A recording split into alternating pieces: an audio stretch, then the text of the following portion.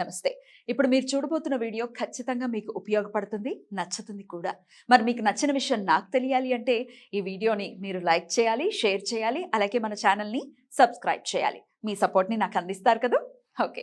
ఇప్పుడు వీడియోని స్టార్ట్ చేద్దాం. నమస్తే. Welcome to our channel. నేను పద్మిని. ప్రస్తుతంతో పాటు ప్రముఖ ఆధ్యాత్మికవేత్త, ప్రముఖ న్యూమరాలజిస్ట్ లక్ష్మీ నరసింహస్వామి ఉపాసకురాలు శ్రీమతి స్రవంతి గారు మనతో పాటు ఉన్నారు. మాట్లాడదాం. నమస్తే అక్క. నమస్తే పద్మిని. అక్క కొంత అంటే మీకు మీ ఫాలోవర్స్ విషయాన్ని దృష్టిలో పెట్టుకుని ఇది డెఫినెట్ గా ఒక సున్నితమైనటువంటి అంశమే, కానీ ఇది అడ్రస్ చేయాల్సినటువంటి విషయం కాబట్టి మతం మారిపోవడాన్ని మీరు ఎలా చూస్తారు అక్క? మతం మారిపోవడం అంటే కన్నతల్లిని మార్చడం. కుదురుతుందా అది? కుదరదు కదా, అది కూడా ఇది కూడా అలానే కుదరదు. కష్టాలు తీరిపోతాయి ఒక్కసారి మారిపోతే అనేది కాంటెక్స్ట్, మేజర్ కాంటెక్స్ట్ ఇదే కదా. అక్కడికి వెళ్తే ఇంకా కష్టాలు ఉండవు. ఒకవేళ మారకపోతే చంపేస్తాము, పాపులు, రకరకాల, అసలు దాన్ని ఇంకా మనం భయం వేస్తుంది కూడా. అయ్య బాబాయ్ అంటే మనం అందరం పాపాత్మలం అనిపిస్తుంది. సరే, ఎవరి ఇది వాళ్ళది అనుకుందాము. ఒక భయానికి లోను చేసి చాలా ఉత్కంఠభరితమైన పరిస్థితి అంటారు కదా, వాళ్ళ మానసిక పరిస్థితిని క్యాష్ చేసుకోవటం, చాలా ఎమోషనల్ బ్లాక్ మెయిలింగ్ అంటారు. ఎగ్జాక్ట్లీ, ఎమోషన్సే పెట్టుబడిగా పెట్టుకుని చేసేటటువంటి ఈ ప్రక్రియని ఎలా చూడాలి?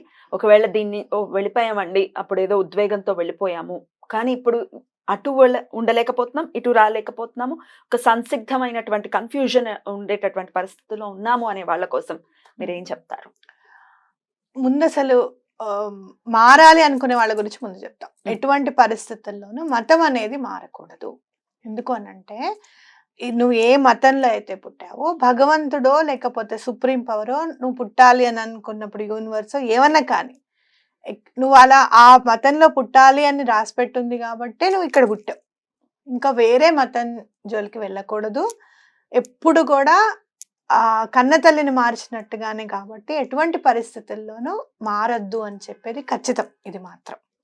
రెండోది, మారడము అనేది ఎందుకు అనంటే, కష్టానికి చాలా ఇదైపోయాము. మేము వెళ్ళిన తర్వాత మాకు కొంతమంది అయితే అసలు చాలా బాగుంది, అసలు ఇక్కడ ఇలాంటివి ఏవీ లేవు, కొబ్బరికాయ కొట్టక్కర్లేదు, అగరబత్తి పెట్టక్కర్లేదు, భగవంతుడికి ఇలా దండం పెట్టుకుంటే చాలు, దండం కూడా కాదు అసలు ప్రార్థన చేస్తే చాలు, మాకు చాలా బాగుంది అని చెప్పి 10 మందిని అట్రాక్ట్ చేయడం అనేది, అంటే భగవంతుడికి వీళ్ళు మార్కెటింగ్ ఎగ్జిక్యూటివ్స్ లాగా అనమాట. అలా చేసి మీదే మార్కెటింగ్ ఎగ్జిక్యూటివ్ అంటే ప్రోడక్ట్ని చెప్పడం తప్పని నేను అనను, కానీ మా ప్రోడక్టే బెటరు, మీ ప్రోడక్ట్ చెత్త కంపు అని చెప్పడం అనేది చాలా తప్పు. అది చాలా పొరపాటు. అలాంటి వాళ్ళని ఎప్పుడు కూడా మనం క్షమించకూడదు. అయితే మిమ్మల్ని ఎవరైనా సరే మారేటప్పుడు మారకూడదు, ఇలా మీకు ఇంకా ఏదో అయిపోతుంది, మీ ఇంట్లో ఇంకోటి అయిపోతుంది, దేవుడికి కోపం వచ్చేస్తుంది అని ఎప్పుడు అలా భయపడితే కనుక భయపడకండి. దేవుడికి కోపం రావాలి అని అంటే, నువ్వు మతం మారినప్పుడు మరి ఇక్కడ మన దేవుడికి కోపం రావద్దు. ఏరా, నిన్నటిదాకా బొట్టు పెట్టుకున్నావు, నిన్నటిదాకా 2 చేతులు ఎత్తి దండం పెడుతున్నావు, ఇప్పుడు వాళ్ళు దండం పెట్టడం స్టైలే మార్చేసావు అని చెప్పి ఆయన కోపం రాలేదు కదా, ఆయన ఊరుకున్నాడు కదా, నేనేం చేయలేదు కదా. అలానే అక్కడ కూడా భగవంతుడు ఎక్కడైనా కానీ మీరు భగవంతుడికి అనుగుణంగా ఉండండి, ధర్మాన్ని పాటించండి అనే చెప్తారు. కాబట్టి అక్కడి నుంచి వెనక్కి వచ్చినప్పుడు కూడా మీకేమీ అవ్వదు. చాలా మందికి బాపట్లలో మా మామగారు ఇలా సండేస్ వెళ్ళి వాళ్ళకి పిల్లలకి చాక్లెట్స్ ఇస్తూ, పెద్దవాళ్ళకి ఇంకేమైనా చెప్తూ, మంచి మాటలు చెప్తూ, ఈ మతాన్ని మీరు మారకూడదు, ఎటువంటి పరిస్థితుల్లోనూ హైందవ ధర్మంలో ఉండండి. హైందవం అనేది మతమే కాదు, అసలు సనాతన ధర్మం, జీవన విధానం. అదే అంటున్నా, జీవన విధానం అది, అది అసలు మతమే కాదు, మనది ధర్మం కేవలం. కాబట్టి ఈ ధర్మాన్ని వదిలేసి మీరు ఎక్కడికో వెళ్ళిపోకండి అని చెప్పి చాలా మందిని మోటివేట్ చేసి ఇందులోనే ఉంచారు ఆయన. నిజంగా చెప్పాలంటే ఆయన చాలా శ్రమించారు దానికోసం. అలా ఎంతో మంది ఇప్పటికీ కూడా చెప్తూనే ఉన్నారు. అలా మీరు ఎవరైనా వెనక్కి రావాలి అనుకుంటే ఎలా రావాలి అని అంటే, చక్కగా ఒక వినాయకుడి గుడికి వెళ్ళి, ఆ వినాయకుడు ఎక్కడ ఉంటే శివుడు కూడా అక్కడే ఉంటాడు. చక్కగా వెళ్ళి, మనకి బుద్ధిని ప్రసాదించేది వినాయకుడు, ఆయన దగ్గర సిద్ధి బుద్ధి చక్కగా ఉంటాయి. అంటే పని అయిపోవడానికి మన బుద్ధి ఎప్పుడు కూడా సక్రమం. ధర్మ మార్గంలో సక్రమమైన మార్గంలో ఉండడానికి వినాయకుడు చాలా ఇంపార్టెంట్. వినాయకుడి గుడికి వెళ్ళి అక్కడే దండం పెట్టుకొని నన్ను క్షమించు స్వామి, ఈ ధర్మాన్ని కాదనుకొని నేను వెళ్ళడం జరిగింది, నన్ను క్షమించు అని చెప్పి దండం పెట్టుకొని ఆ రోజు నుంచి ఇంట్లో దీపం పెట్టుకోవడం అనేది ఇంపార్టెంట్. ఎవ్వరూ ఏమి అనరు మిమ్మల్ని. ఎలా అయితే మీరు మారడానికి ధైర్యంగా వెళ్ళారో అలానే ధర్మంలోకి తిరిగి రావడానికి అత్యంత ఆనందంగా రండి, చక్కగా ఎటువంటి భయం లేకుండా. రైట్ అక్క. అయితే ఈ వైఫ్ అండ్ హస్బెండ్స్ ఇప్పుడు ఫ్యామిలీలో మనం చూసుకుంటే హస్బెండ్ కి ఇష్టం లేదు ఇవన్నీ చేయడం, నాకు మాత్రం స్వామిని కొలుచుకోవాలని, దీపం పెట్టుకోవాలని, దండం పెట్టుకోవాలని ఉంటుంది. వీళ్ళేమో మారిపోయారు, బలవంతంగా నన్ను మార్చారు, వీళ్ళని అనుసరించాల్సినటువంటి పరిస్థితి ఉంది. నేను ఎలా స్వామికి దగ్గర అవ్వాలి, మా వాళ్ళు ఎలా మారాలి అని అంటే దానికి మీ సమాధానం? చక్కగా ఆవిడ రూమ్ లో ఆవిడని పూజించే దేవుణ్ణి పెట్టుకోమని చెప్పండి. మీరు చక్కగా అదే వినట్లేదో లేకపోతే వినడం లేదు అనడానికి ఏం లేదు. అలా ఒకళ్ళని నువ్వు ఇలానే కూర్చో అని చెప్పే హక్కు ఎవరికి లేదు. వాళ్ళు ఎలా వినట్లేదో మీరు వినకండి. ఒక రోజు గొడవ అవుతుంది, 2 రోజులు గొడవ అవుతాయి, 3 రోజులు గొడవలు అవుతాయి. మ్యాన్ హ్యాండ్లింగ్ చేస్తే అసలు వైఫ్ ని హస్బెండ్ మ్యాన్ హ్యాండ్లింగ్ చేయకూడదు, హస్బెండ్ ని వైఫ్ మ్యాన్ హ్యాండ్లింగ్ చేయకూడదు. చాలా దూరం వెళ్ళిపోతాయి మ్యాన్ హ్యాండ్లింగ్ చేస్తే. ఇప్పుడు తప్పు చేసిన వాడిది కాదు పొరపాటు, లీగల్ గా మ్యాన్ హ్యాండ్లింగ్ చేసిన వాడిదే పొరపాటు, గుర్తుపెట్టుకోండి. నేను చాలా మందికి చెప్తాను, చాలా మంది నా దగ్గరికి కౌన్సిలింగ్ వచ్చిన వాళ్ళు నన్ను అనకూడని మాట అందండి అందుకని నేను 2 వేసాను అంటాడు. నువ్వు వేసేసావు, అయిపోయింది, ఇంకా నువ్వు మ్యాన్ హ్యాండ్లింగ్ చేసావు, నువ్వు నీదే తప్పు అంతే, ఒకటే మాట. మ్యాన్ హ్యాండ్లింగ్ చేయడానికి ఎటువంటి పరిస్థితుల్లో చేయకూడదు. కాబట్టి అలాంటి పరిస్థితులు వచ్చినప్పుడు ఇంకా ముందుకు వెళ్ళండి. కానీ మీరు ఒకవేళ ఇంట్లో అలాంటి గొడవలు వద్దు అనుకొని మీకు ఇంకా సహృదయ భావం ఉంటే కనుక గుడికి వెళ్ళండి. తెలియకుండానో చెప్పకుండానో గుడికి వెళ్ళండి. అది కూడా కుదరడం లేదు అని మీరు అనుకుంటే ఇంటి దగ్గర ఒక చెట్టుని, ఒక రావి చెట్టును, లేకపోతే మనకి ఇక్కడ మేడి చెట్లు, ఔదుంబర వృక్షాలు, ఇవన్నీ గుర్తుపడుతున్నారు ఇప్పుడు ఎలాగో అందరూ. మెయిన్ గా రావి చెట్టు లేకుండా, వేప చెట్టు లేకుండా ఏ వీధి ఉండదు జనరల్ గా. ఆ వేప చెట్టునే మీరు అమ్మవారిగా పూజించండి, రావి చెట్టునే విష్ణు రూపంలో పూజించండి, దండం పెట్టుకోండి. ఎలా అయినా సరే మళ్ళీ మేము సనాతన ధర్మంలోకి వచ్చేటట్టుగా చెయ్యండి మమ్మల్ని అని చెప్పి దండం పెట్టుకోండి. ఒక 2-3 నెలల్లో మీరు ఎట్లా చెప్తారో అలా పరిస్థితులు కూడా అలానే మారిపోతాయి. అలాగే సూర్య భగవాను అయితే ఎవరు ఆపలేరుగా రాకుండా. ఆయనది ఏ మతం అని అడగాలో మరి. అదే కదా, అయ్యయ్యో వీళ్ళు కొలిచేస్తున్నారు, హిందువులు మా మీద పడకు అన్నారు పాపం. అనడానికి లేదు, వేరే గత్యంతరం లేదు కదా. ఆయనకేమో ఆయన భగవంతుడు కదా, అందరి పట్ల ఒకేలా ఉంటాడు ఆయన.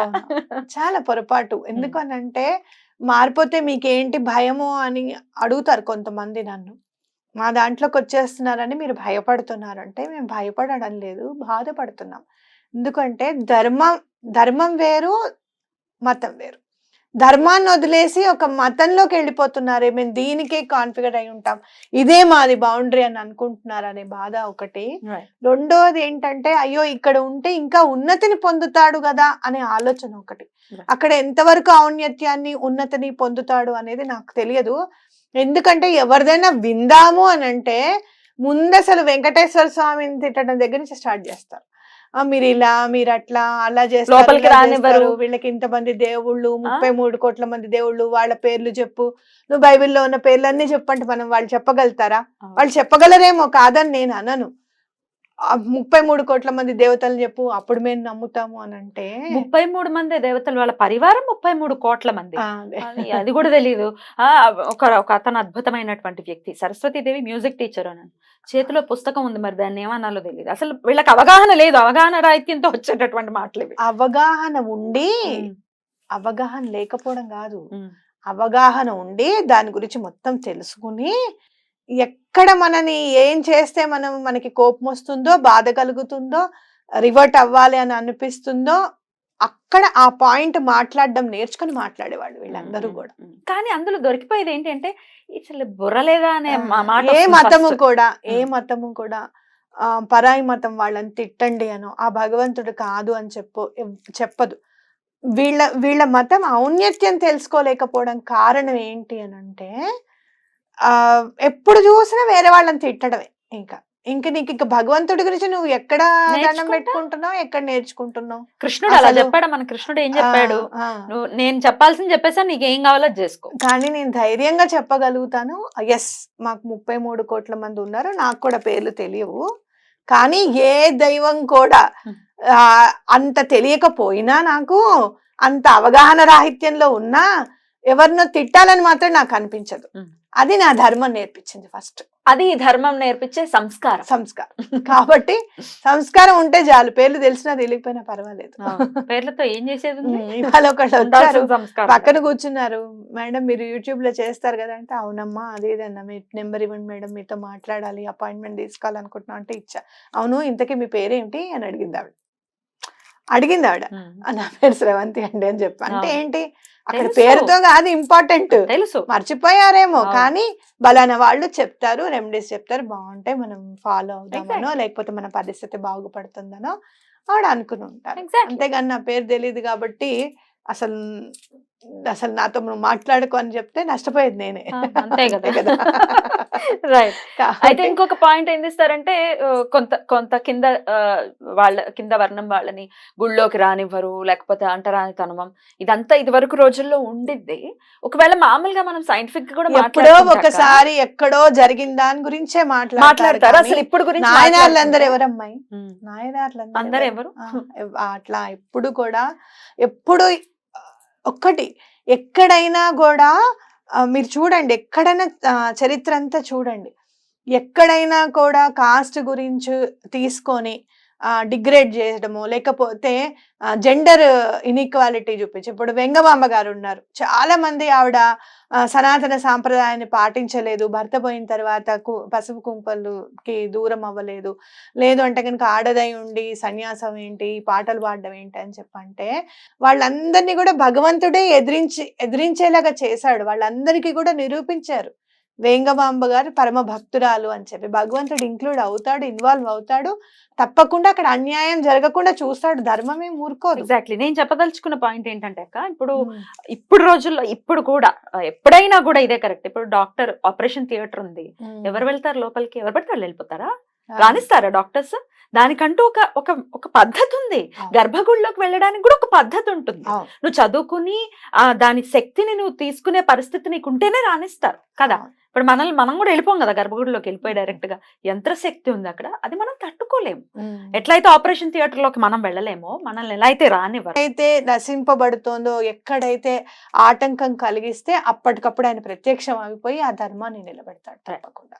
అది గుర్తెరగాలి మనం. అద్భుతంగా చెప్పారు. ఒకవేళ తిరిగి రావాలి అనుకుంటే వినాయకుడితో మొదలు పెట్టుకుని చక్కగా, అలా పరిస్థితి లేకపోతే సూర్య భగవానుడికి మీరు చెప్పినట్టుగా చెట్లున్నాయి, అద్భుతంగా అలా దండం పెట్టుకుని మార్పు అనేది వస్తుంది. తప్పకుండా వస్తుందమ్మా, ఎందుకు రాదు మార్పు అనేది? ఎప్పుడు కష్టాల్లోనే ఉండిపోరు ఎవ్వరు, తప్పకుండా ఎటువంటి పరిస్థితుల్లోనూ మార్పు అనేది తప్పకుండా వస్తుంది. థ్యాంక్ యూ అక్క. నమస్తే.